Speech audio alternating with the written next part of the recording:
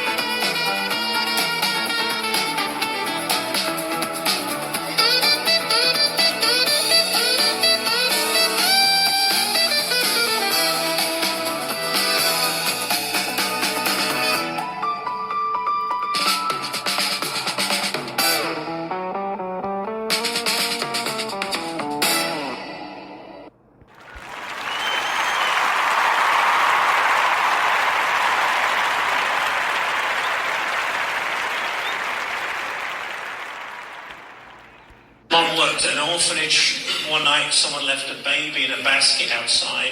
She brought it in, cleaned it up, even loved it. And now, 50 years later, she's still got that basket.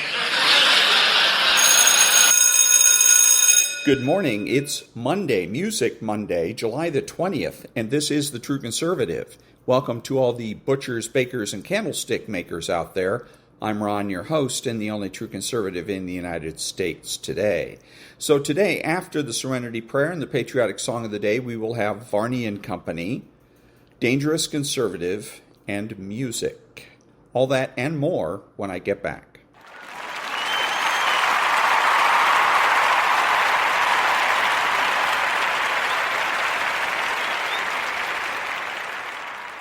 God, grant me the serenity to accept the things I should not change, the courage to change the things I should, and the wisdom to know the difference. Amen.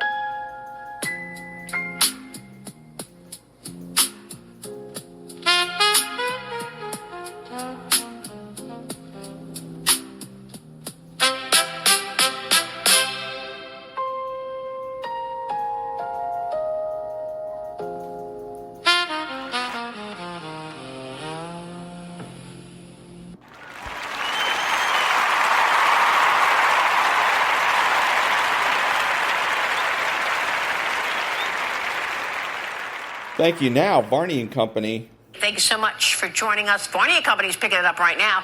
Stu, take it away. Good morning, Maria. Good morning, everyone. On a Monday, the first thing you want to know is how your money's doing. And here's the answer. Stocks are doing okay. We're still in a volatile period, but the prevailing trend for most stocks is up. The Dow This is pre-market, up 60, S&P up 30, but the Nasdaq, again, very active, a gain of almost 1%, 270 points. Earnings, they're going to dominate this week. Wednesday, we get reports from Tesla and Google. Thursday, it's Intel and Blackstone. Have a look at the price of Bitcoin this morning, coming in now at 64.6.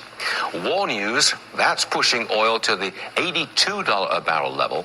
U.S. forces pounded targets in Iran for the 9th straight night. There are reports that Iran has received proposals from mediators to de-escalate. However, only 20 ships passed through the Strait of Hormuz over the entire weekend. And here, this is not a good political headline for President Trump.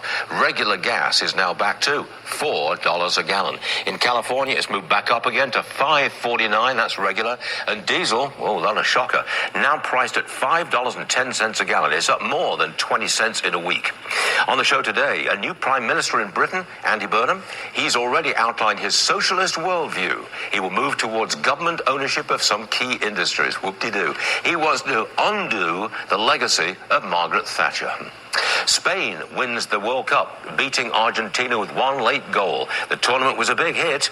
Record attendance, $15 billion in revenue. The president presented the trophy. Lionel Messi leaves disappointed. Kylian Mbappe won the Golden Boot Award. He scored 10 goals for France. Messi scored 8. Best game of the weekend, in my opinion, Saturday, when England beat France 6-4 to take third place. Monday, July 20th, Varney and Company is about to begin. And that was good old Uncle Stu. Nonprofit news now. Back in a minute.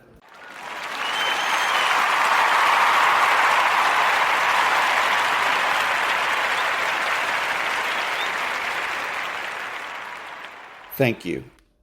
When you finally speak, it often causes disruption. It shakes things. It breaks illusions. It invites conflict. But that's the point, because conflict is sometimes the price of clarity. You cannot build a healthy, dynamic, personal, professional, or social on the foundations of lies or half-truths. And when someone repeatedly distorts reality to serve their ego, your silence becomes their ally. The temptation to maintain harmony is strongest when you're dealing with someone emotionally volatile. Bad Democrats often use volatility as a control mechanism. They teach you that telling the truth will lead to drama, accusations, or emotional punishment. So you start to edit yourself. You start to filter your words. You tell yourself that you're picking your battles, but what's really happening is that you're giving up the fight altogether. You're letting them shape the reality, letting them dictate what can and cannot be said, and in so doing, you slowly lose your voice. The longer this goes on, the more the fight becomes normalized. Everyone plays their role. The bad Democrat controls the narrative, and those around them fall into place not because they agree, but because they're tired. Because they don't want to be the one to challenge the story. Because doing so makes you the problem, the difficult one, the one who can't let things go. So, in a cruel twist, truth becomes the threat and false harmony becomes the virtue. The truth is not cruelty. The truth is not aggression. The truth is what allows you to see clearly, to know where you stand, to understand what is actually happening. Without it, you're flying blind. You're reacting to shadows. You're trying to solve a puzzle with missing pieces. And the bad Democrat wants it that way. They want things vague, emotional, unstable, because clarity threatens their control. Clarity exposes contradictions. Clarity invites accountability. Speaking the truth, especially in the presence of manipulation, takes courage. It's not glamorous. It's not always well received. People might not applaud. They might resist. They might turn on you. The truth is not measured by how comfortable it makes people. It's measured by how closely it reflects reality. And if you give that up, if you choose harmony over truth consistently, you're agreeing to live in someone else's fiction. You're allowing their version of events to become the dominant story, even if it erases your perspective entirely. This isn't just about knowing. It's not about moral superiority. It's about reclaiming your recognition of reality. It's about recognizing that sometimes the most loving, most necessary thing you can do is to stop pretending. Stop pretending the behavior is acceptable. Stop pretending the dynamic is fair. Stop pretending that silence is the same as peace, because it's not. Silence in the presence of manipulation is not peace, it's complicity. There will be people who accuse you of overreacting when you finally speak the truth. There will be those who ask, why stir things up? Or, just let it go. But what they're really saying is, don't make me uncomfortable. And that discomfort is precisely why truth is needed. Because without it, the bad Democrats' narrative becomes the one everyone else is forced to live in. And that is not harmony. That is subjugation. Your silence serves their manipulation. It doesn't protect peace. It doesn't maintain dignity. It doesn't preserve the relationship in any meaningful way. What it does is allow a bad Democrat to continue operating unchecked, without resistance, without friction. Bad Democrats are experts at exploiting gaps. Gaps in confrontation, gaps in accountability, gaps in truth.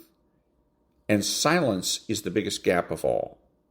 Every time you bite your tongue, every time you let something go to keep things smooth, every time you tell yourself it's not worth the argument, you enforce their power.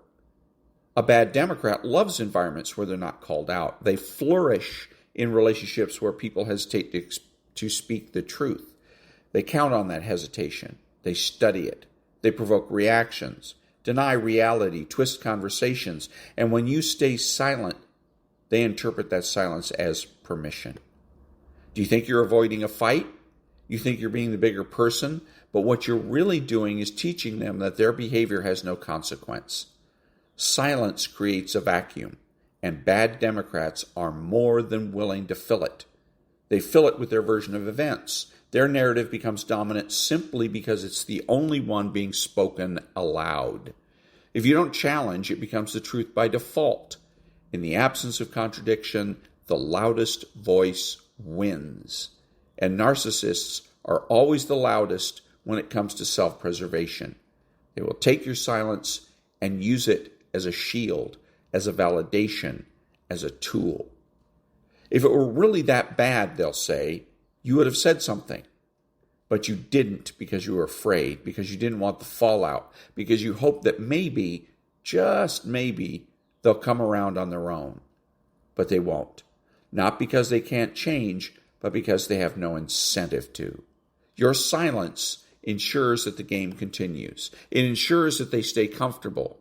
Unchallenged, unexposed bad Democrats won't reflect unless they're forced to. They pause unless there's resistance. And when you offer none, they assume control, not just of the relationship, but of your very perception of it. Over time, you start to question your own instincts. You wonder if you're being too sensitive. You convince yourself that maybe you're imagining things, that maybe you're the one who needs to adjust, that erosion of self-trust is exactly what the narcissist needs to keep you under control. They don't just want silence, they want internal silence. They want the part of you that resists the doubts, that pushes back to go quiet. Because once that happens, they don't even have to work that hard. You begin to police yourself. You edit your thoughts before they become words. You manage your reactions before they're even fully formed. You stop expressing discomfort. Not because it goes away, but because you believe it won't make a difference. And that's when they know they've won. It's not about screaming or arguing or dramatic confrontations. It's about speaking clearly, directly, and without apology. It's about breaking the pattern of silence that gives them free rein. Even a single sentence, one honest statement, can disrupt their script. Because narcissists are not prepared for truth. They are prepared for compliance. Back in a minute.